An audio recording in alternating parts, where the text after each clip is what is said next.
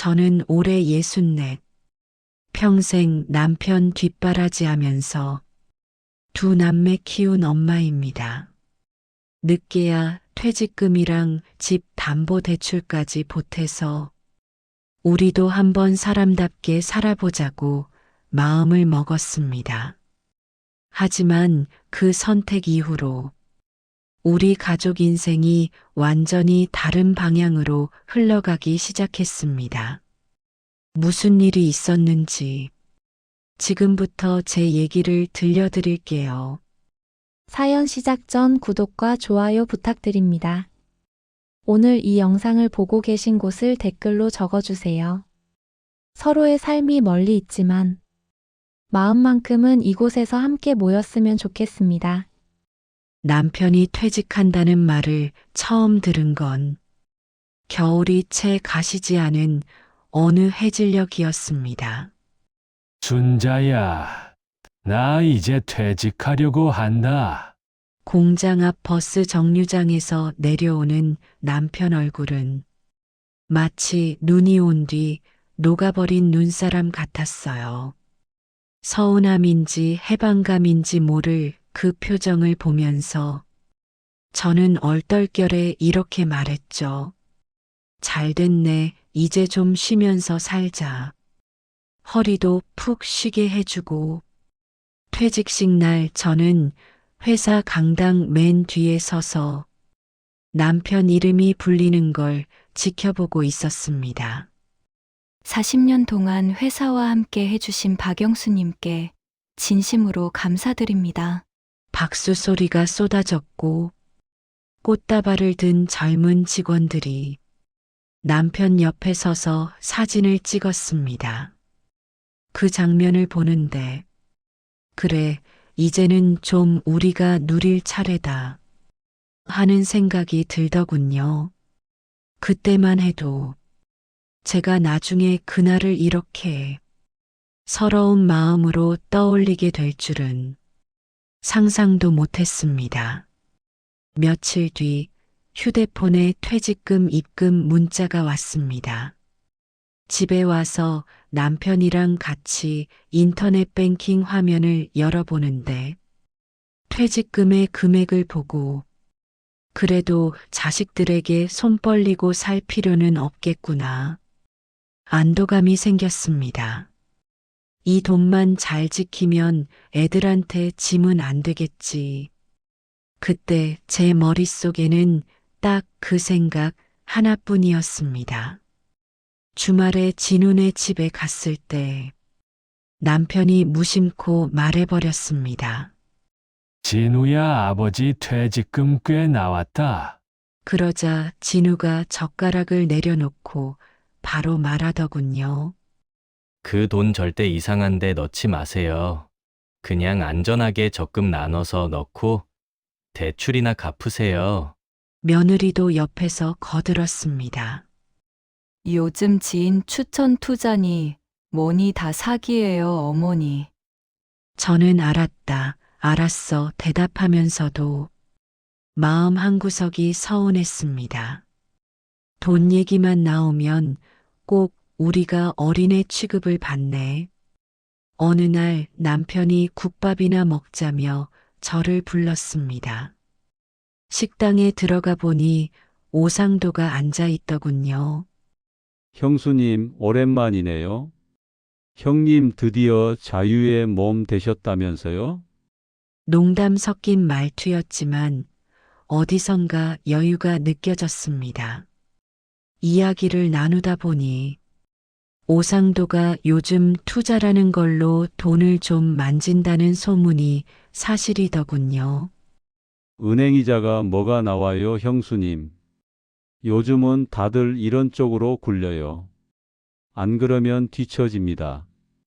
그 말에 제 마음이 살짝 흔들리기 시작했습니다.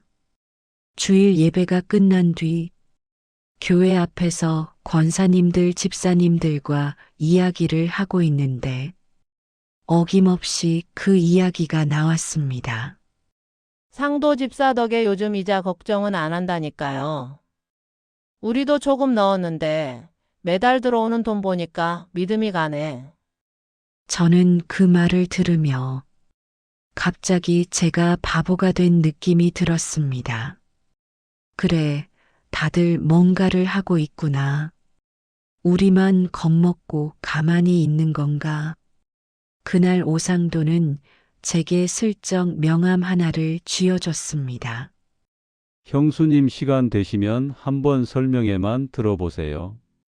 결정은 그 뒤에 해도 늦지 않아요. 며칠 뒤 우리는 작은 세미나실 같은 곳에 앉아 설명회를 듣고 있었습니다. 안녕하세요. 노후자산운용 최기석 이사입니다. 말끔하게 정장을 입은 젊은 남자가 그래프와 도표를 보여주며 말했습니다. 여기 보시면 최근 5년간 단 한 번도 마이너스를 기록한 적이 없습니다. 무엇보다 이 상품은 원금이 보장이 됩니다. 그 말을 듣는 순간 옆에서 누군가 작은 탄성을 질렀습니다. 저도 모르게 남편과 눈을 마주쳤습니다. 원금 보장이라는 네 글자가 머릿속에서 계속 맴돌았습니다. 설명회가 끝난 뒤 우리는 남아서 상담을 받았습니다. 아버님과 어머님 연세에 맞춰서 너무 무리하지 않는 선에서 설계해 드리겠습니다. 최기석은 우리 말을 잘 들어주는 사람이었습니다. 남편이 허리 수술 얘기를 꺼내자 아이고, 그렇게 고생하셨는데 이제 좀 편하게 사셔야죠. 제 허리 통증 얘기를 하자 어머님도 여행도 다니시고 찜질방도 좀 다니셔야죠. 사람 냄새 나는 말들이 마음의 경계를 하나씩 무너뜨렸습니다. 저렇게 예의 바르고 착해 보이는 젊은 사람이 설마 나쁜 짓을 하겠나? 그게 제 첫 번째 착각이었습니다.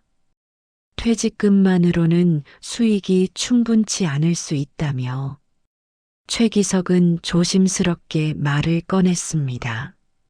집을 담보로 잡고 대출을 받으셔서 투자원금을 늘리시면 조금 더 여유 있게 설계가 가능합니다. 물론 무리한 비율은 절대 권하지 않습니다. 그 말을 들은 남편은 며칠을 고민하다 결국 저를 데리고 은행으로 갔습니다. 이 집 애들한테 물려줄 것도 없잖아. 우리라도 좀 편하게 살다 가자. 창구 직원이 도장을 찍어달라고 종이를 내밀 때 제 손은 땀으로 흠뻑 젖어 있었습니다. 집마저 잃으면 어떡하지? 그 생각을 꾹꾹 눌러가며 저는 도장을 찍었습니다. 서랍 깊숙한 곳에 계약서와 통장을 넣으면서 제가 물었습니다. 진우한테는 언제 말할 거야? 남편은 이불을 펴다 말고 고개를 저었습니다. 애도 힘든 것 뻔한데 괜히 걱정시키지 말자. 배당 몇 번 받아보고 안정되면 그때 편하게 얘기하면 되지. 저는 말없이 서랍을 닫았습니다. 사실 저도 진우 얼굴이 떠올랐어요. 엄마 그런 거 하지 말라니까. 왜 그래요? 잔소리하는 모습이 눈앞에 선했습니다. 그래서였을까요? 우리는 서로 아무 말도 하지 않은 채 그 비밀을 서랍 속에 꾹꾹 눌러 넣었습니다. 첫 배당이 들어온 날, 남편이 현관문을 벌컥 열고 들어오면서 소리쳤습니다. 여보, 진짜 들어왔다. 이만큼. 통장에 찍힌 숫자는 우리 둘이 상상했던 것보다 조금 더 많았습니다. 그날 우리는 편의점에서 치킨과 맥주를 사와 TV를 켜놓고 축하 파티를 했죠. 당신 평생 고생했으니까 이젠 좀 우리도 누리자. 남편 말에 저도 웃으며 고개를 끄덕였습니다. 그날 밤 저는 진우 얼굴을 떠올리며 생각했습니다. 나중에 말하면 얘도 기뻐하겠지. 우리가 이렇게까지 생각하고 살았다는 걸 알아주겠지. 배당이 몇 달 연달아 들어오자 우리 생활도 조금씩 달라졌습니다. 시장에서 옷을 살 때 항상 제일 싼 것만 집어들던 제가 이거는 한 번쯤 사 입어도 되지 않나? 하며 조금 더 좋은 걸 만져보게 되더군요. 남편도 늘 소주만 마시던 사람이 오늘은 와인 한 병 사볼까? 하며 웃었습니다. 그 작은 사치들이 우리에게 처음으로 평범한 사람 같은 기분을 줬습니다. 그리고 그 기분이 더 많은 걸 꿈꾸게 만들었습니다. 어느 날 최기석에게서 전화가 왔습니다. 아버님, 어머님, 기존 고객 중 신뢰할 수 있는 분들만 모시는 VIP 라인이 생겼습니다. 우리와는 평생 상관없는 줄 알았던 단어였습니다. 수익률이 좀 더 높고 안정성은 동일합니다. 지금 들어오시는 분들만 특별 조건이 가능해요. 사무실에 다시 찾아가 보니 VIP 전용 상품이라고 적힌 브로셔가 유난히 번쩍거려 보이더군요. 남편 눈빛도 그날따라 더 반짝였습니다. 여보, 이번에 조금만 더 넣자.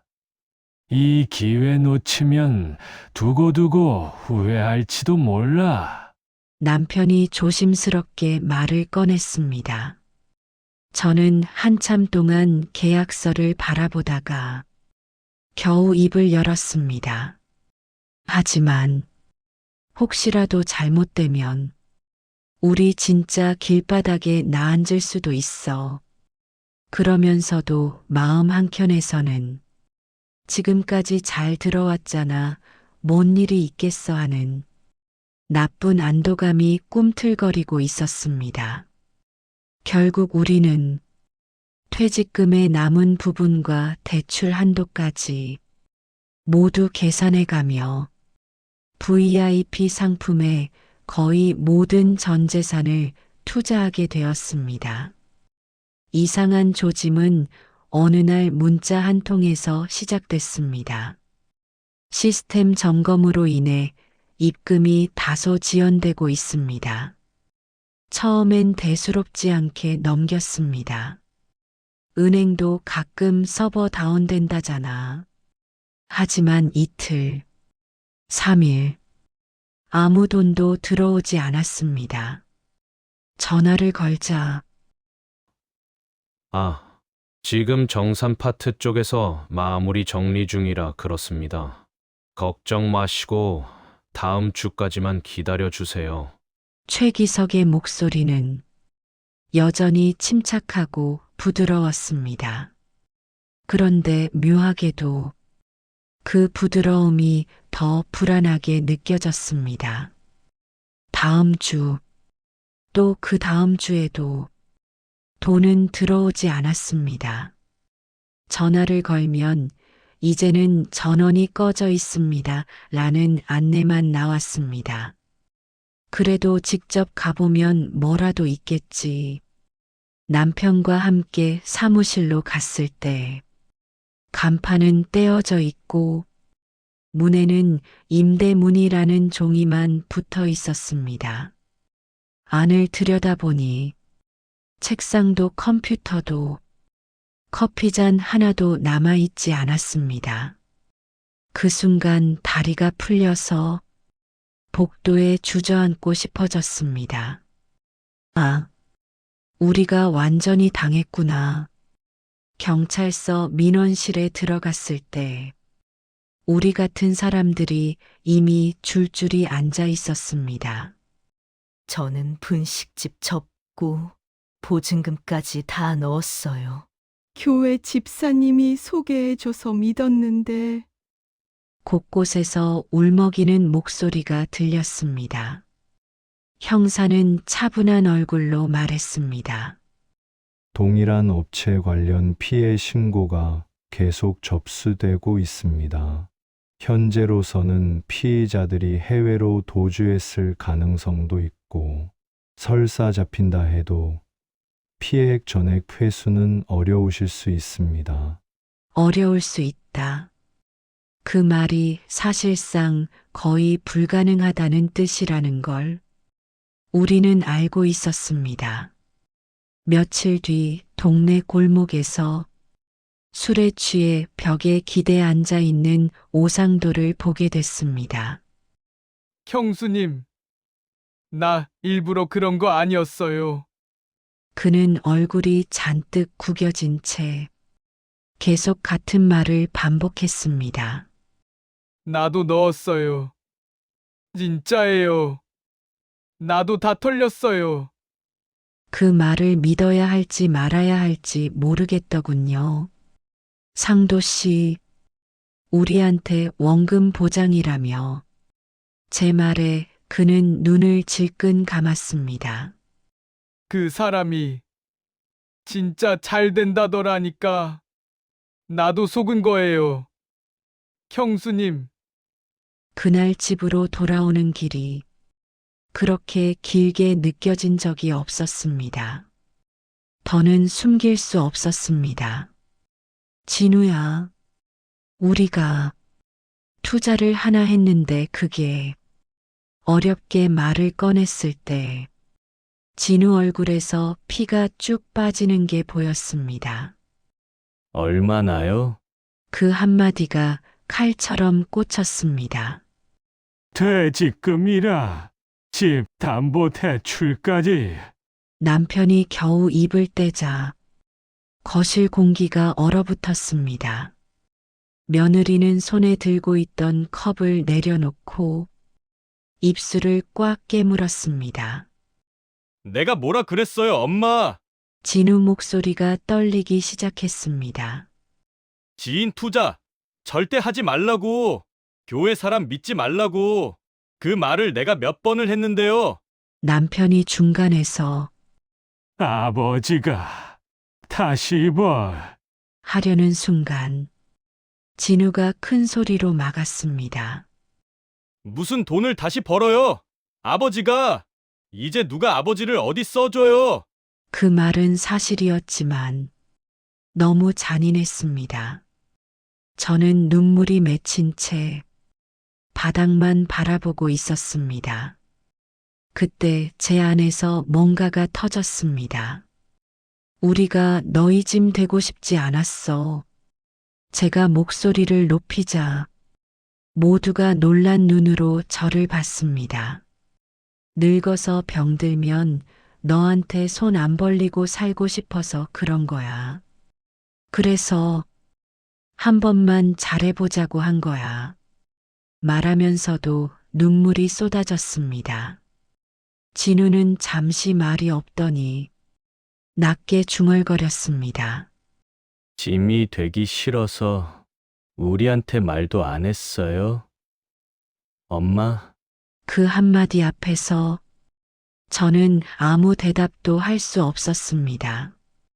그날 이후 진우에게서 연락이 끊겼습니다.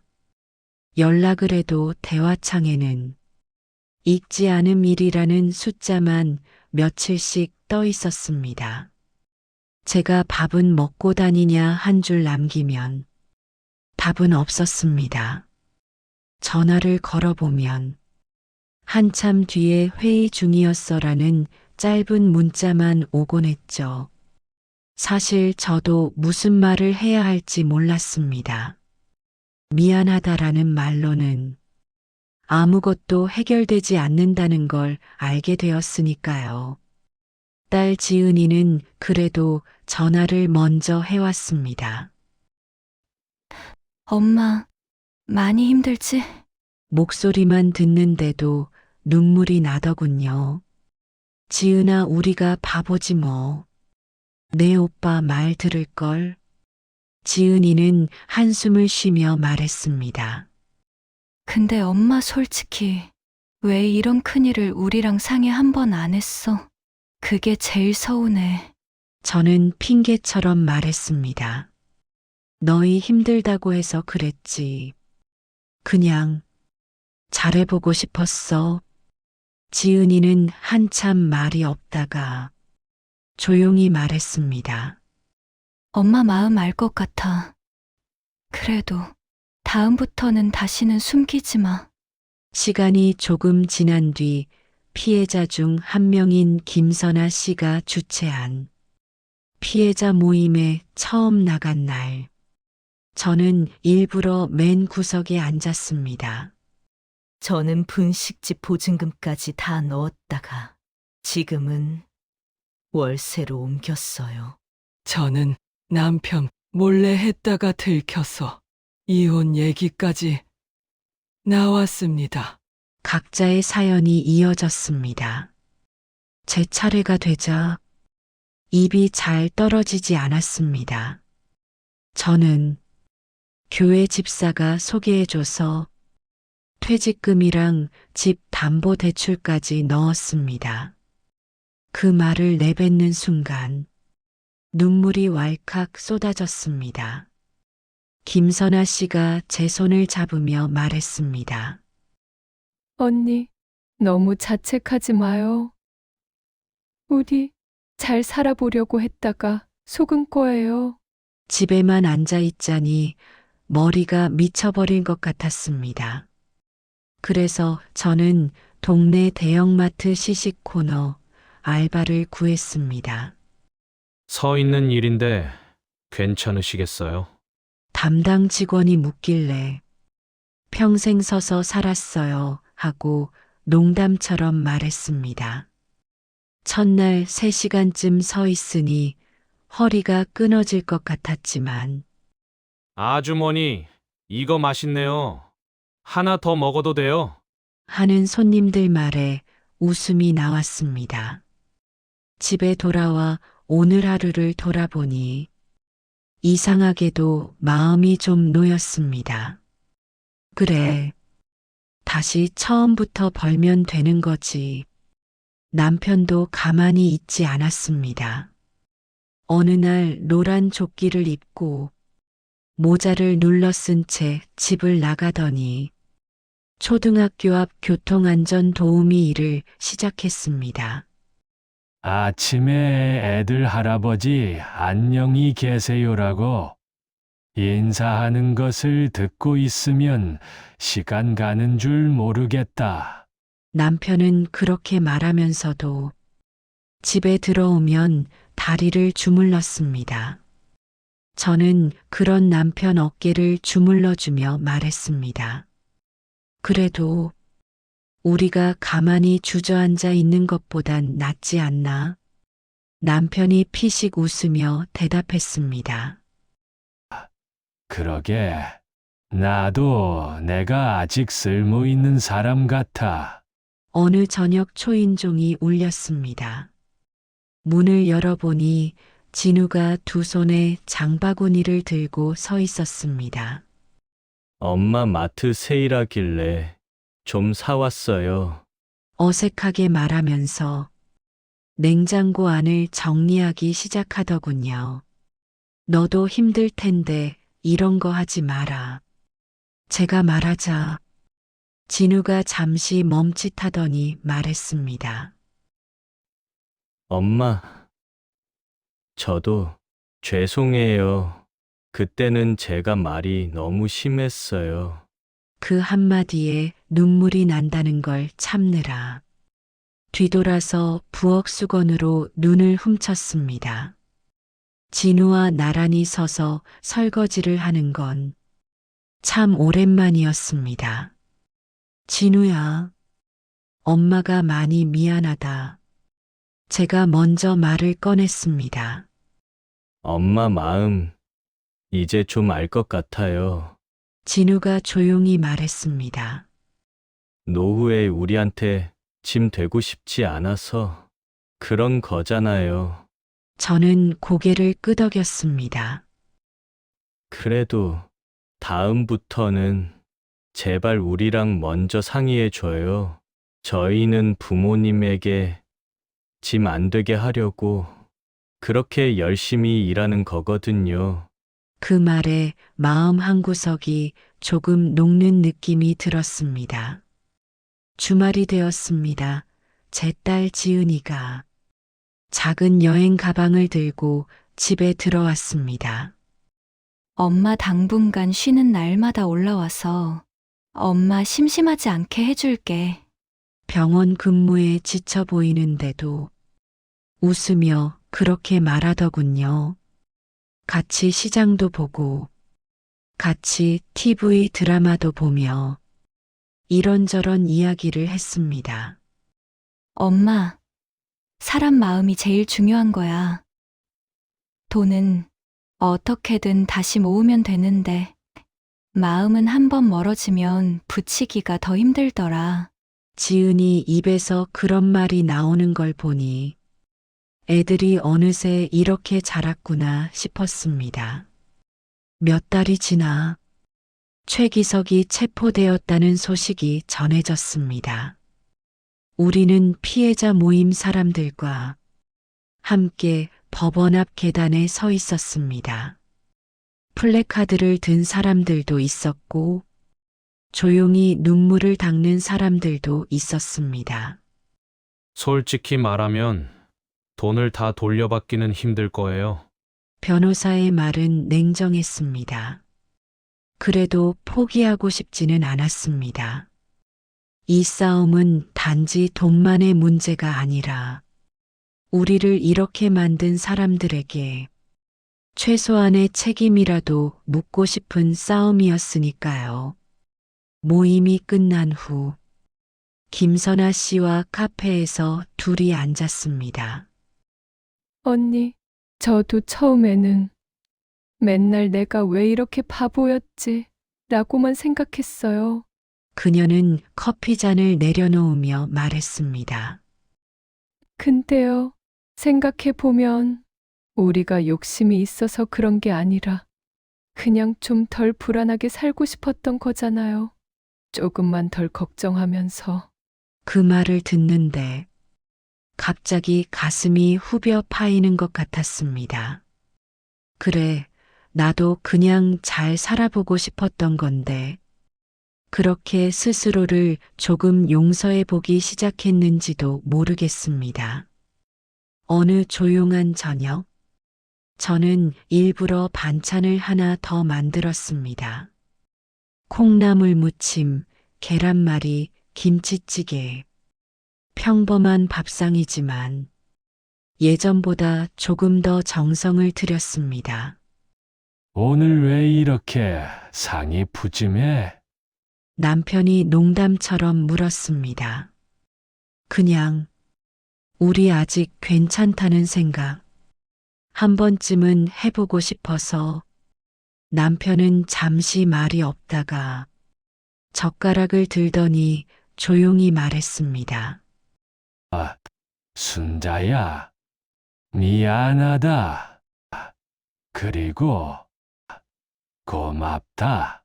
그 말이 눈물 나게 고마웠습니다. 지금 우리 통장은 예전만큼 넉넉하지가 않습니다. 퇴직금이 있던 그때와는 비교도 안 되게 초라합니다. 하지만 통장을 열어보면 마트에서 들어온 제 알바비와 구청에서 들어온 남편 급여가 작게나마 찍혀 있습니다. 내가 번 돈으로 오늘 반찬거리 샀다. 그렇게 말할 수 있다는 게 요즘은 참 소중하게 느껴집니다. 돈의 크기가 아니라 그 돈에 담긴 마음이 달라졌기 때문이겠지요. 드디어 진훈의 가족이 우리 집에 다시 모였습니다. 손주는 거실을 뛰어다니며 할머니, 이거 맛있어요. 하고 소리쳤고 며느리는 부끄럽게 웃으며 설거지를 도와주겠다고 나섰습니다. 밥을 먹다가 진우가 말했습니다. 엄마, 아버지, 앞으로 무슨 일 있으면 그냥 바로 얘기해요. 우리도 이제 부모 노후까지 같이 고민할 나이예요. 그 말에 저는 젓가락을 내려놓고 고개를 천천히 끄덕였습니다. 그래, 이제는 숨기지 말자. 같이 걷는 거지. 창밖을 바라보면 불이 켜진 창문들이 보입니다. 저 창 안에도 각자의 사연과 후회와 눈물이 숨어 있겠지요. 우리 집 이야기도 아직 완전히 끝나지 않았습니다. 소송도 남아있고, 대출도 남아있고, 가끔은 여전히 불안해서 새벽까지 잠이 안 올 때도 있습니다. 그래도 예전처럼 이제 다 끝났다는 생각은 잘하지 않게 되었습니다. 아침에 눈을 뜨면 저는 여전히 부엌으로 향합니다. 쌀을 씻고 밥을 올리고 반찬을 하나씩 꺼내 놓습니다. 저쪽 방에서는 남편이 손주와 영상 통화를 하며 웃고 있습니다. 퇴직금도 잃고 집 담보 대출도 남아있고 사기꾼들은 뉴스에 한 번씩 나오다 말겠지만 그래도 제가 오늘도 밥을 짓는 이유는 단 하나인 것 같습니다. 이 밥상을 둘러앉을 사람들이 아직 내 곁에 있기 때문입니다. 그게 제가 지키고 싶었던 진짜 재산이라는 걸 이제는 조금 알 것 같습니다. 끝까지 영상을 시청해 주셔서 감사합니다. 오늘의 사연이 당신의 하루의 작은 위로가 되었다면 구독과 좋아요, 댓글로 마음을 나눠주세요. 서로 얼굴은 모르지만 이곳에서만큼은 같은 이야기를 나누는 이웃이라 생각하겠습니다. 다음 영상에서 인사드리겠습니다.